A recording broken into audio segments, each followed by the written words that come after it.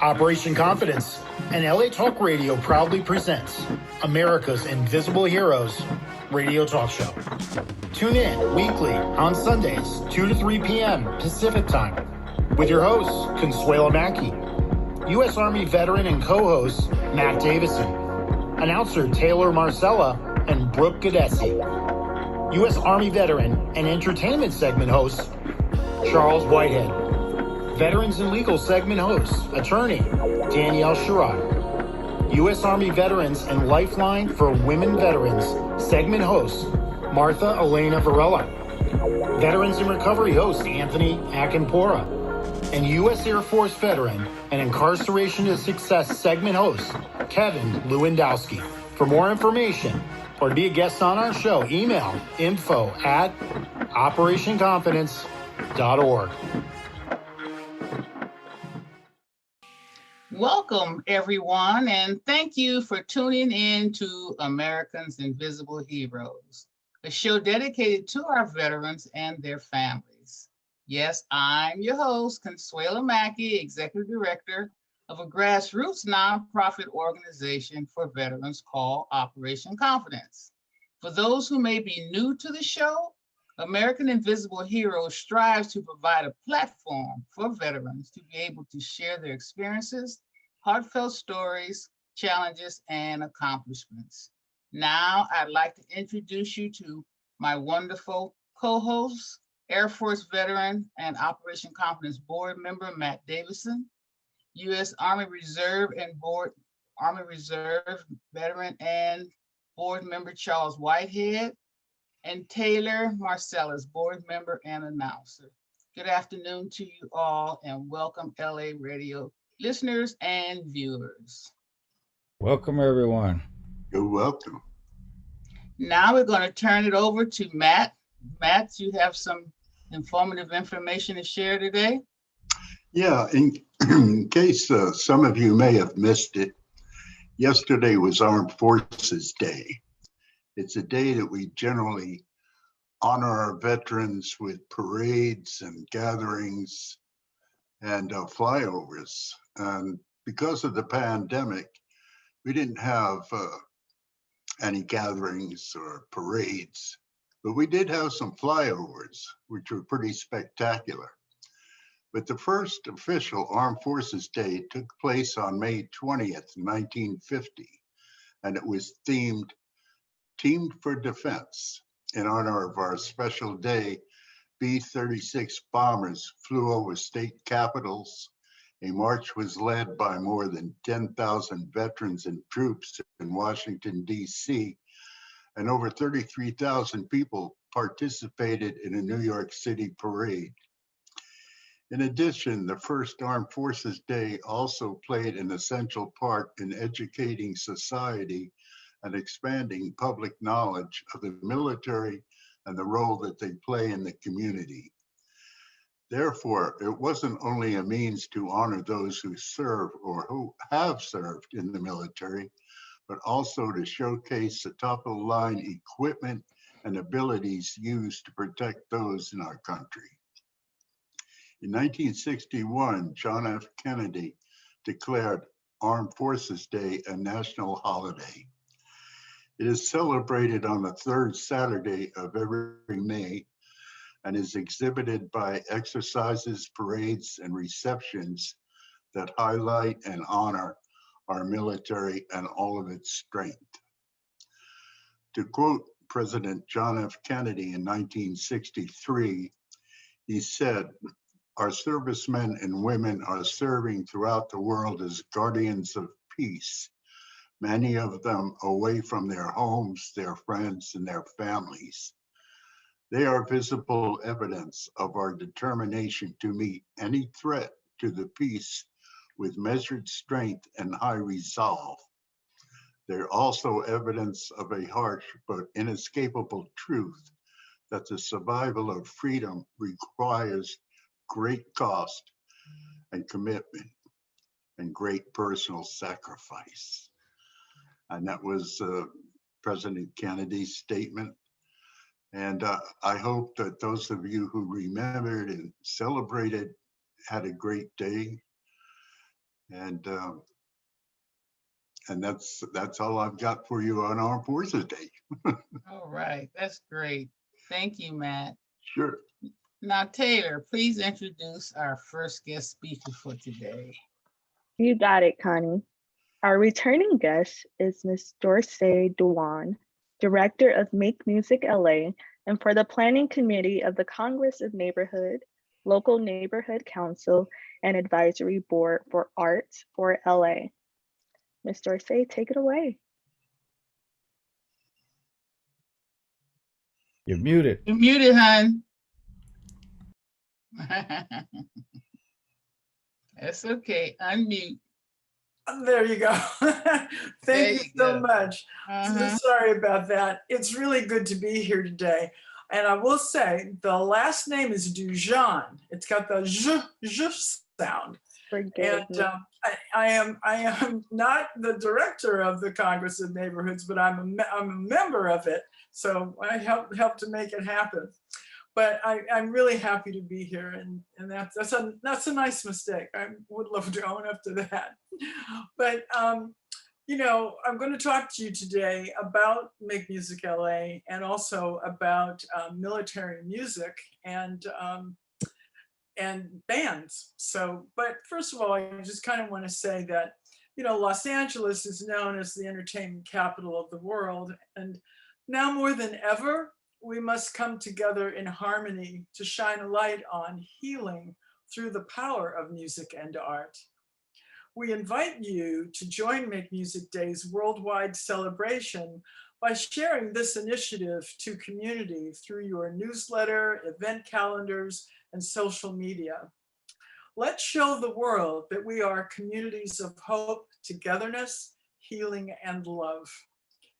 And what I would like to let you know is that the history of music and the history of military music. Throughout history, music has played a vital role in military life. The music, as well as the military instruments, are almost as significant a symbol of identity as the very colors of a regiment. In the modern day too, the symbolic influences of military music is evident across the globe. An ancient tradition, Greek and Roman armies would always employ musicians and military instruments to play in all areas of martial life, from the camps to the battlefield. At this time, military music had two purposes. Firstly, it was an easy way to convey orders and generally communicate with the troops. Moreover, it could play a motivational role for the soldiers.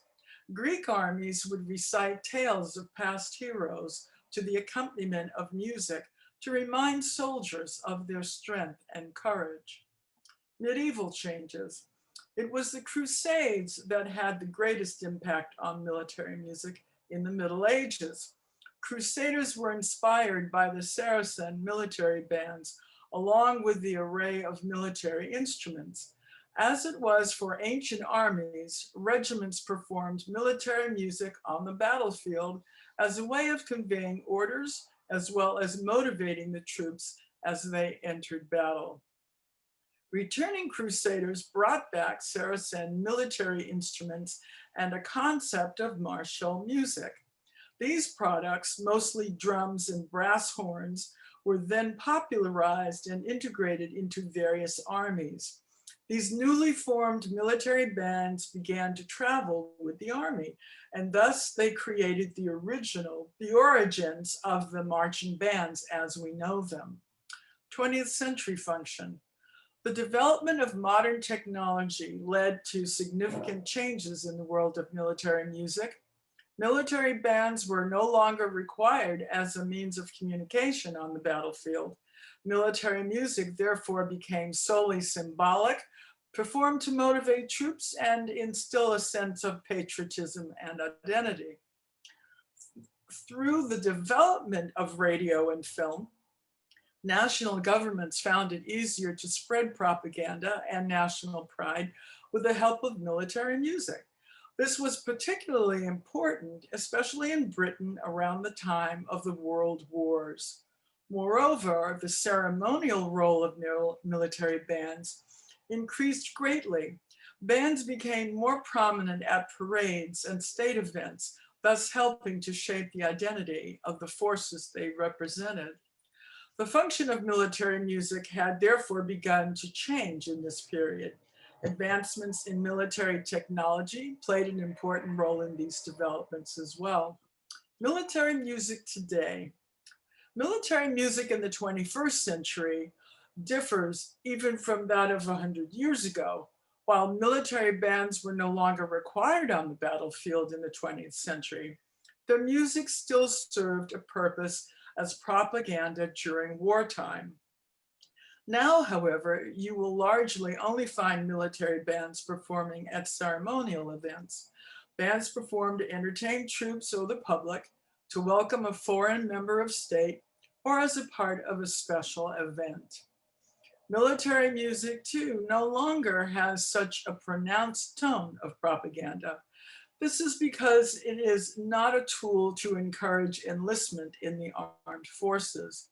Although military bands still play patriotic music, the tone is more that of national pride and identity.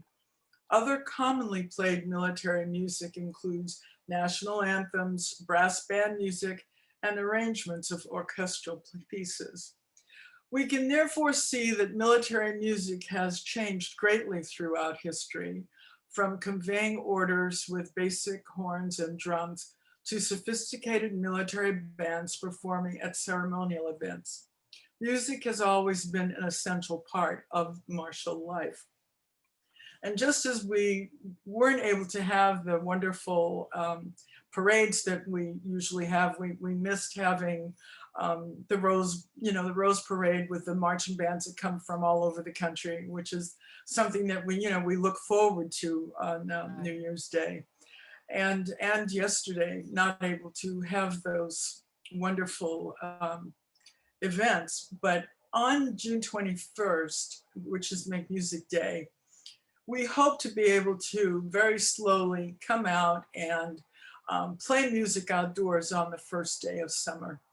And all of you guys and gals who've got your instruments packed away, get them out of those cases, dust them off, take out your tap shoes, do, whatever it is that you do, please sign up for Make Music LA and Make Music Day, which you can find. There's a Make Music event going on all over the country.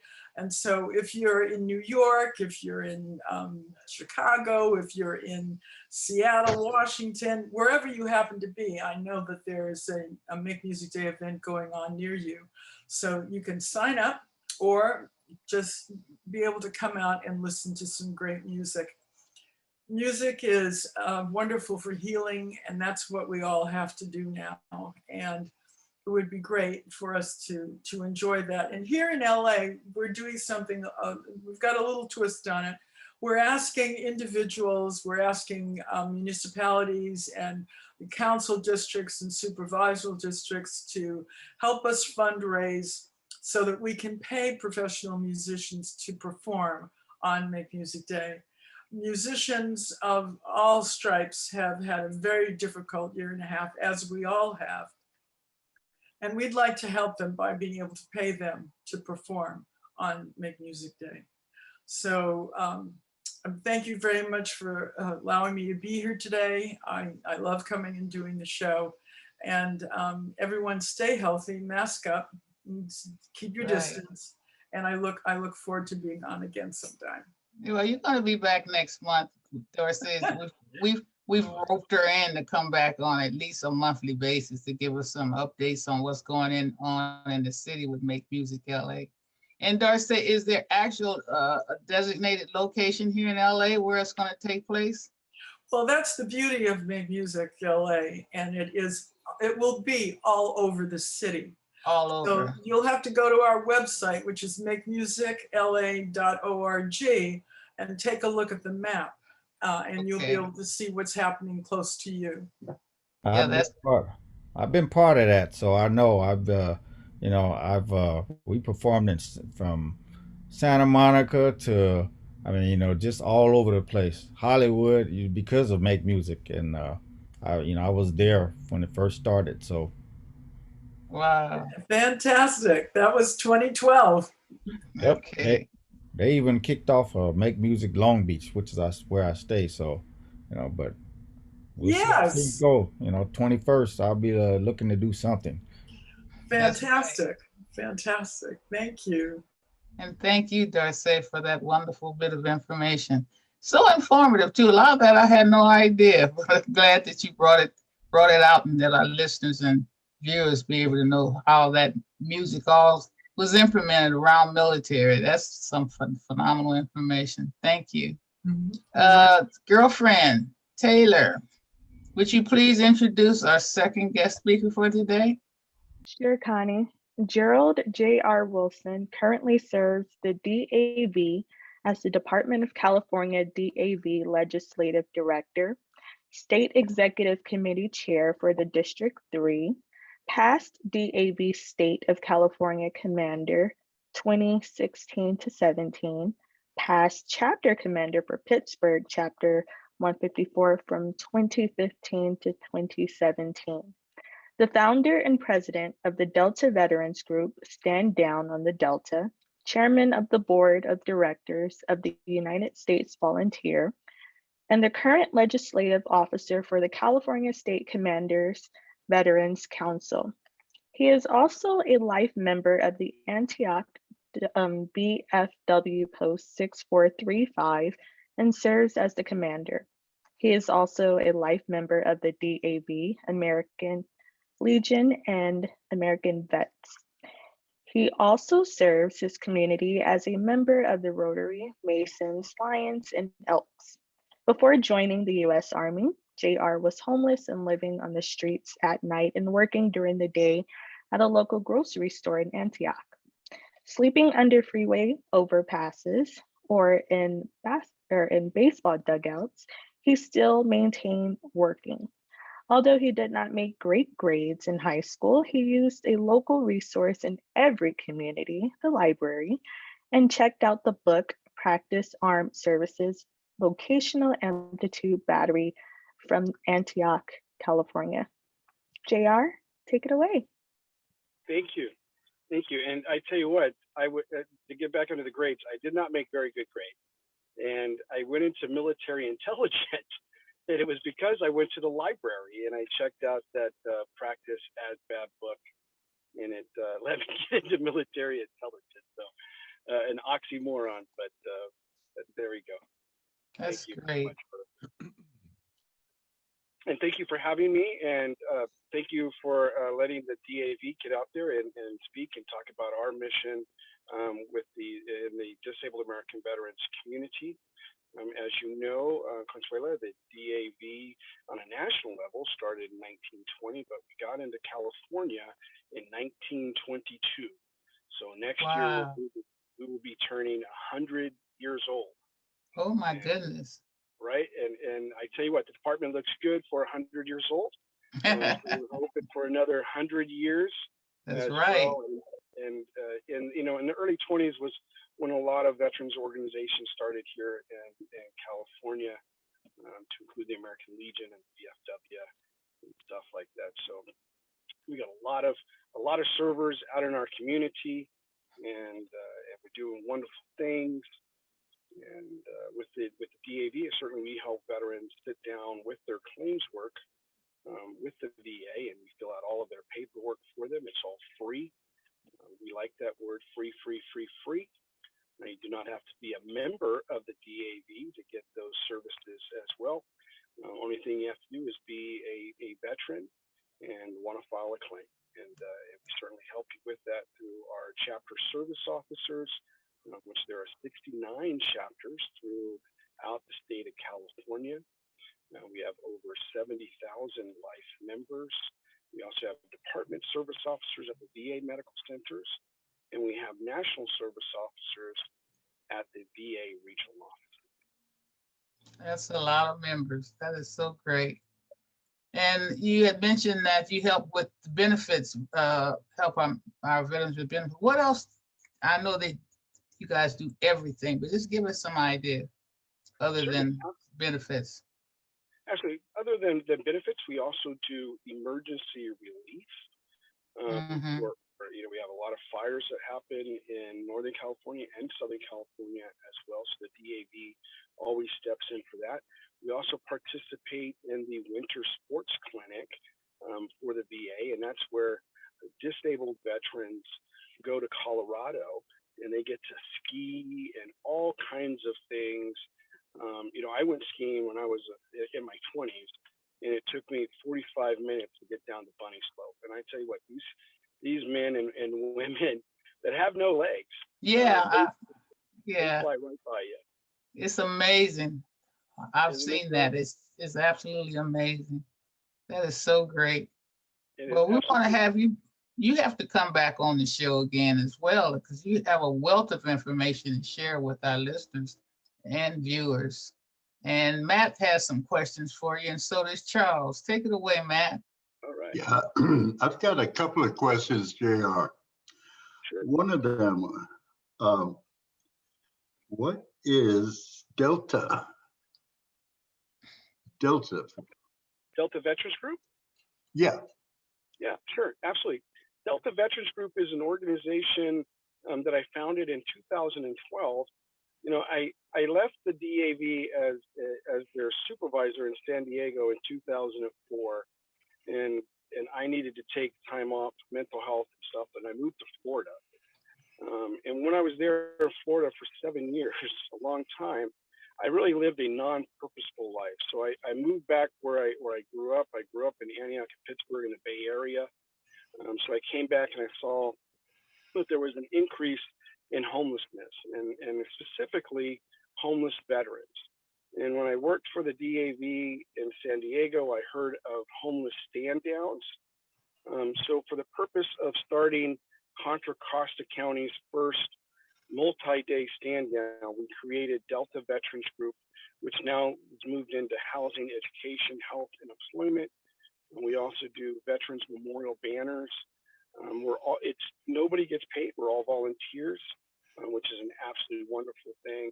But we all love to serve our community, and we do that. The stand down on the Delta, of course, brings in about 350 to 400 veterans, and they live right on site. So we have March Air Force Base, the reserve base down there. The 163rd out of there brings up military tents for us, and we provide them full medical with the VA, dental with Healing California. There's about 25 dentists that come in, and they do everything. If you can bring back a person's smile, you'd be amazed what that smile does with their confidence and their ability. But we also have court that comes in.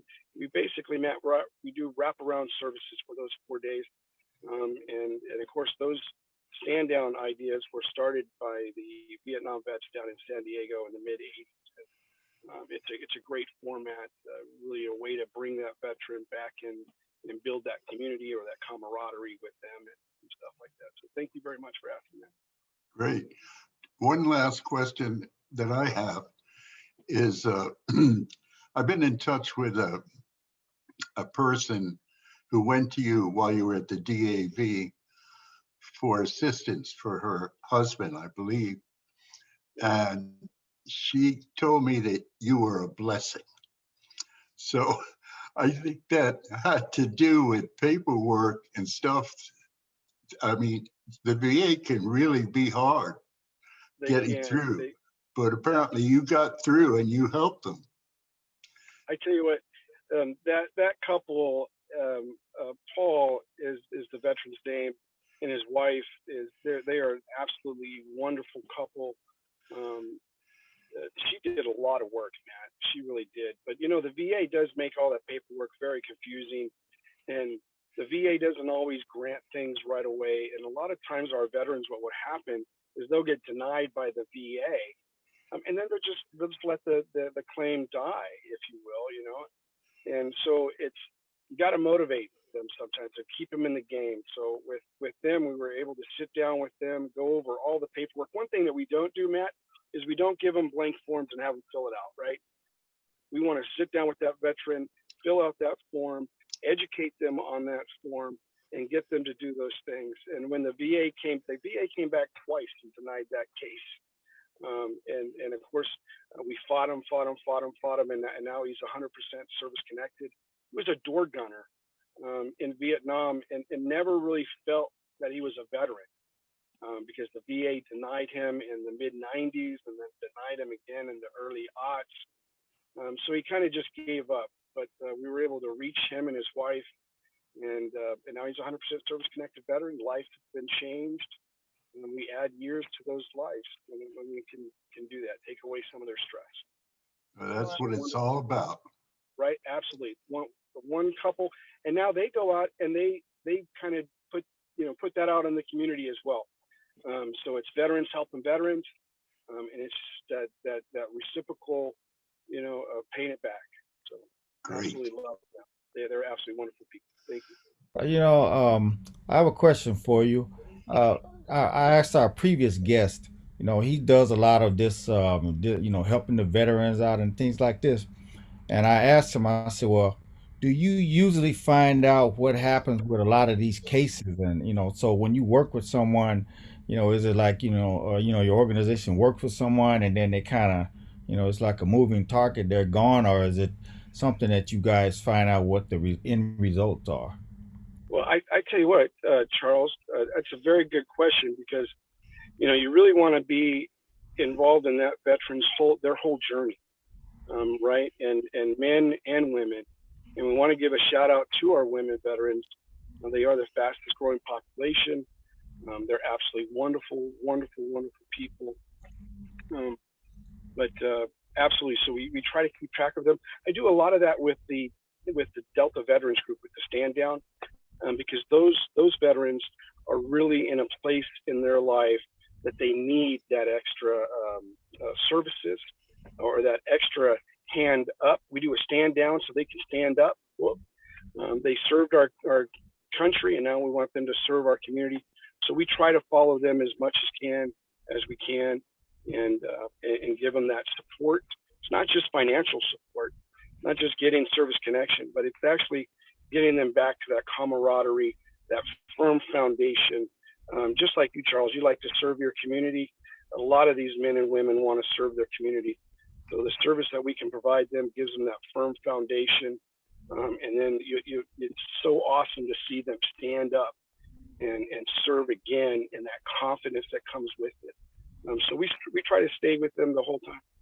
That's great because the process with the VA is very tough. It's almost like they have a wall of resistance. So like one guy, they say they usually deny until they die. Some Right. people are in that. And it's wrong. I mean, to see a veteran, out on the streets and when they can be actually, you can literally have your legs blown off in a war and go to file disability and they'll deny you the first time just because that's the procedure and it's wrong. And, a lot of these things have to be turned over and, with, of course, the laws and, things, it's You're absolutely right, Charles. And the DAV, and as well as other service organizations, really fight that in Washington, D.C., and that legislation, the claims process, the benefits process. You're right. There's a lot of barriers that get set up, and it does seem to be, almost purposeful. But you'll be surprised, too. There's a lot of people in the VA that will grant when they can and deny if they must. And that's kind of what we want them to do, right? We don't want them to switch that around, is deny when they can and grant if they must, right? No, we want them to grant when they can and deny when they must. And that's where we were able to help that other couple, was to navigate it. A service officer, most of them know the forms, but you get into really good service officers, and the DAV does a lot of training for this, but you learn the regulations, the court cases associated with that. On the VA side, you learn the M21, which is their Bible and how to interpret the laws and the regulation. So I think, that's one of the advantages of going to a service organization, is you get that trained staff that can kind of navigate that, because you're right. Sometimes you can go 90 miles an hour right off the cliff when you could have made a left and navigate through that. So I give it to the service officers. A lot of them, our department service officers and chapter service officers do it for free. They give their time. And then again, we want those veterans to serve another veteran as well and learn. So yeah, absolutely. You're asking a great question, Charles. That's great. It's good to have organizations like yours to stand up and help these guys out. And it's ironic. I mean, it's nice to my our next guest, or we'll be talking about some of the same stuff. So man, it's good. Keep it up. We need people like you. I want to thank you. Thank you so much, JR. And you say veterans helping veterans. That's an important slogan, but I want you to know, and I think our listeners and viewers have always asked, Connie, why are you on the show? What made you start the radio show? Well, I'm not a vet. I'm just a mama and a grandma that so happened to 10 years ago bumped into an encampment of our veterans living on the streets of Skid Row, and it broke my heart. Charles and Matt have been right there with me as I champion to make a difference for this population of individuals, especially those that's living out their wheelchairs. I mean, how could this rich country allow our veterans who served and are responsible for our freedom to be living on the street? So damn near single-handedly with a volunteer of 2 or 3, we made a little difference. And I really want to reach out to your organization and paralyzed veterans and others to help us with our campaign. Our mission. We're literally nearly there, where my goal is to be able to, actually our mission is to provide stable housing for our veterans with an array of supportive services. And a lot of wonderful people have heard my plea, seeing that I was determined. Someone has donated us some land, 5 acres of land, and a world-renowned architect has offered to do some designing for us. And we just need organizations like yours and paralyzed veterans to help us with funding and resources and all the other things that goes with it. We also have 2 community colleges and 1 university that's also standing up for us. So this took 10 years, but it was a wonderful journey. I've learned a lot. And yes, you are absolutely right. My heart just broke about how our women veterans are being overlooked as well. That's a population that haven't gotten its just dues, and we're happy to be able to have representatives on that want to share some of the stories about our women vets as well. And we want to change some lives, so we need organizations like you guys and paralyzed veterans and others to come back and help us to make this a dynamic show where we can get the word out and make a difference. And I really want to thank you so much for being here today. Okay, we're going to move on. Taylor, can you introduce our next returning guest? Sure, Connie. Before you present them, I just wanted to say thank you so much to our Paralyzed Veterans of America California chapter, who will be coming back monthly with a segment. So you take it away now, Taylor, and introduce our next guest. 2 guests. Yes, Connie. Allow me to introduce Elmer Jacobs and Dick Fulton from the Paralyzed Veterans for America California chapter. Marine Corps Vietnam War veteran Elmer Jacobs has a passion for helping and serving fellow veterans. He is an advocate to secure the care for veterans with the most catastrophic and acute medical needs. Elmer was elected president of the Paralyzed Veterans of America California chapter in 2019. Air Force veteran Dick Fulton is a graduate of the United States Air Force Academy. He has a passion for supporting the disabled veteran community. Dick was hired as an executive director for the Paralyzed Veterans of America California chapter on September 2019. Take it away, Elmer and Dick. Unmute yourself. You both Welcome, muted. guys. Sorry about that. Thank you, Consuela and Taylor, and always good to see you, Charles, and Matt. Always good to see you, my brother. Same And here. JR, I really appreciate your sessions on the DAV, man. We got to work with you guys. You're our brothers out there. So Paralyzed Veterans of America, uh, we're honored to be back here on LA Talk Radio.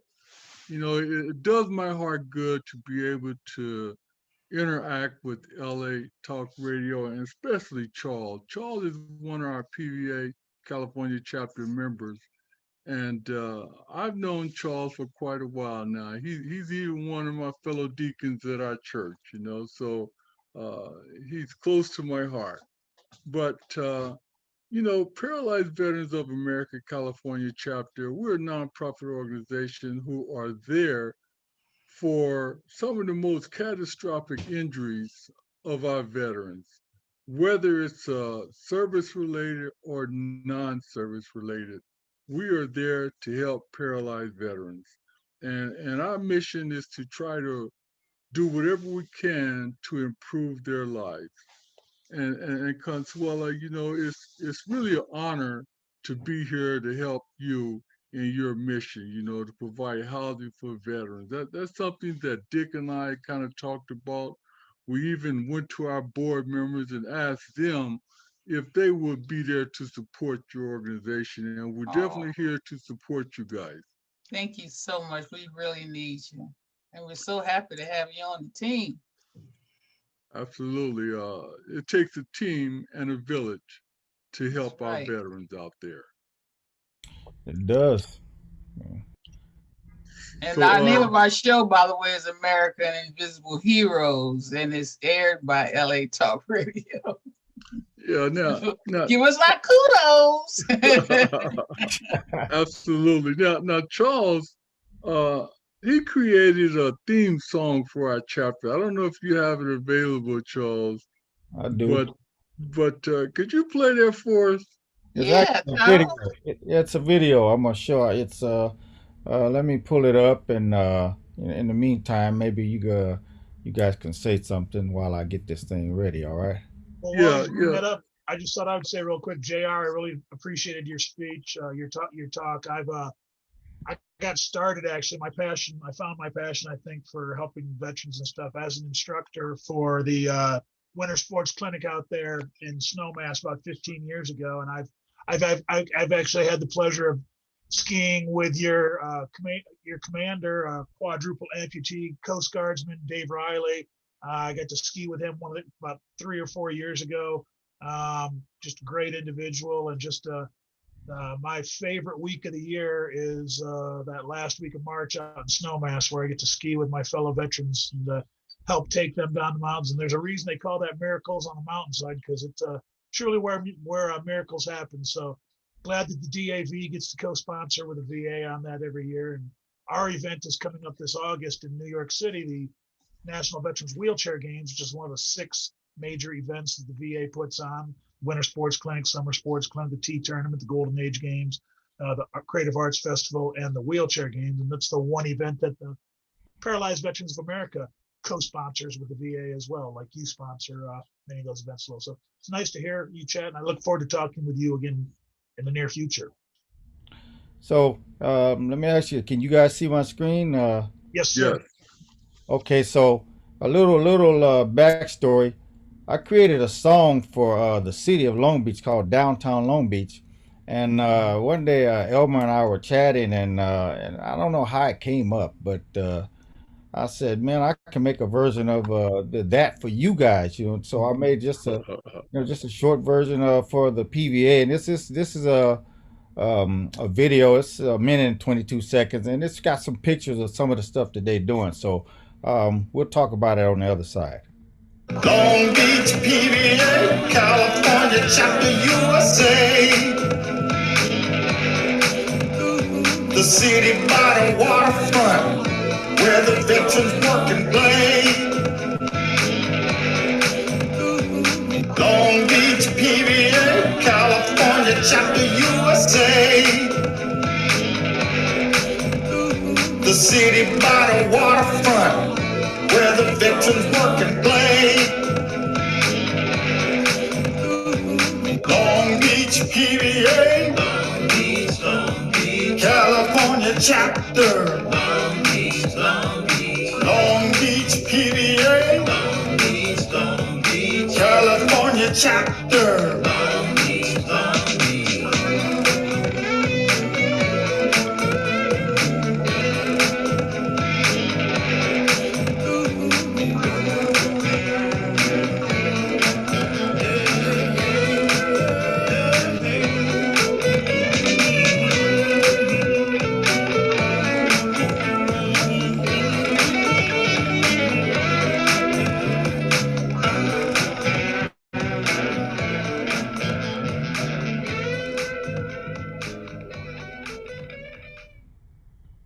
Wow, And there that you was have it. super.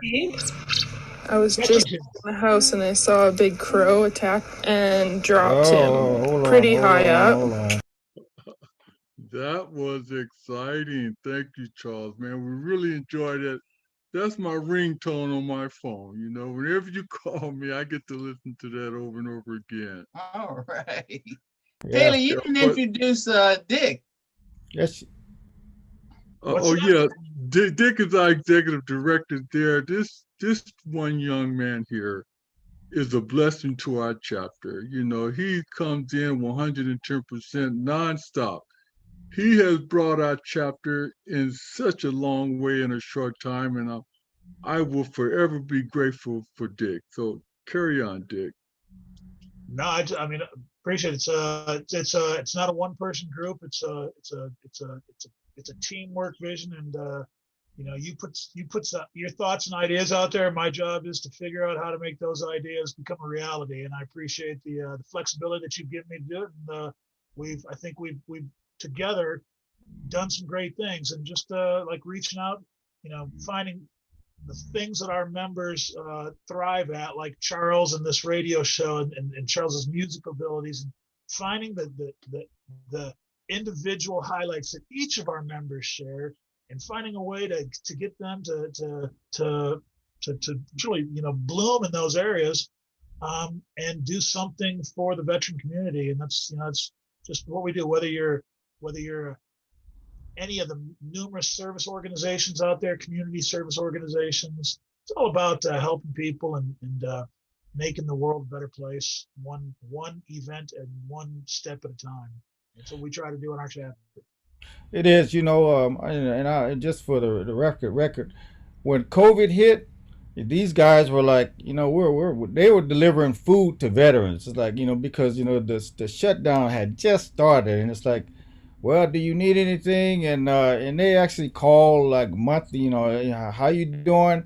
You know, they have somebody that calls monthly, and you know they keep a, it's not one of these, if you need something, call us. They'll call the veterans, and I like that, you know, because sometimes people just aren't too quick to want to, you know, try to get in touch with you. And so these guys, that's what I commend anybody who's helping these veterans, especially when you go out to find them, you know. And Dick and Elmer, you know, they make sure that they want to make sure that everybody's up to date on their phone numbers and addresses and things like that, you know, because it's easy to, you know, lose someone without the contact. So it's great that you guys doing this stuff. Yeah, Charles, that you're absolutely right, man. When this pandemic hit, it just threw everybody for a loop, you know. And we know that we have over 600 members out there, and we needed to be in touch with them. So we created a birthday calling group who called all of our members on their birthday. A personal call wishing them happy birthday goes a long way. And like Charles was saying, we have like, I think it's like 75 inpatients at the SCI Center there in Long Beach. There, we make sure that they have things that they need to get in touch with their family. We donated like 14 iPads so that they can contact their family doing virtual telecommunications, you know. And we try to go out of our way to make sure that not only just our members, even families out there who are suffering from hard times now, like Charles said, we have a food distribution group now who deliver over 25 meals to various families here in Long Beach. And so it's important, you guys, to share love with someone. That goes a long way. Yeah, it is. You got that right. Well, we sure want to thank you for being here today. I mean, you have no idea how thrilled I am to be able to have you to share your wonderful information and give us an idea. You said that last time that you have some Zoom meetings that take place monthly, weekly, or with and different activities. Can you give us a little bit of information on that real quick? Go ahead, Dick. Kind of Sure, explain that absolutely. for We them. have we call our chapter chat every Friday at 1 o'clock Pacific time, where it's kind of just a welcoming group for members to kind of come in, practice their Zoom skills. We get a lot of first-time people who've never used Zoom before, but we're kind of a super laid-back group and kind of walk them through the process so that they can feel comfortable and not feel technically challenged on their Zoom skills. And we have guest speakers come in. We just the next 1 hour, like this radio show, the 1 hour goes relatively quickly, and then every Tuesday, we have a bingo session where every Tuesday at 2, so 2 for Tuesday, we play bingo. We use the exact same Zoom link for that as we do the Friday chapter chat. So once you have our Zoom link, every Tuesday or Friday, you can come hang out with us and just have a good time. Charles always comes in after he teaches his music class and comes in the last minute, comes in and wins a bingo game usually. Gift cards to our chapter store where you can win great PVA gear, or sometimes we'll give away Amazon gift cards. It's just trying to give opportunities to people to be active, interact socially with other members from the safety of their home during this pandemic times. And what we've realized is even when we get back out and start doing stuff in person, there's such an important aspect of Zoom and virtual capability that I think everything we do is going to have some sort of a hybrid approach to it. We're going to have parties and events where they're live, but we're going to have a Zoom ability as well for the people who maybe just couldn't quite make the drive, even though they were safe and they wanted to come. It was just too far a drive to come. So I think Zoom is here to stay. Yeah. And the virtual world will become part of a hybrid process where you can choose to do something in person or choose to participate virtually. And California chapter is going to have that capability to whatever works best for you, live or in person. We're going to be there to have it for you. So Elmer and Dick, can you send us, email me some information to put on our website about some of the activities and programs like your Zoom? Absolutely. Well, we can definitely do that. The easiest thing is, our website is very simple. It's pvacc.org, Paralyzed Veterans America California Chapter.org. And right on our main page, we've got a calendar button.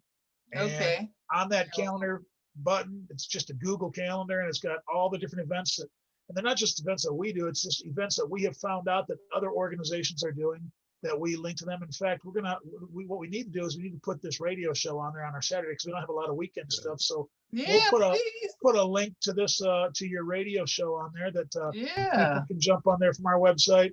And as we continue to reach out to different groups and find the things that they're doing, we put them on our website just to let our members know what's available for them to do. Exactly, and invite them on the show and let them know you're going to be on monthly and so on and so forth. And the same with you, JR. Okay, that's great.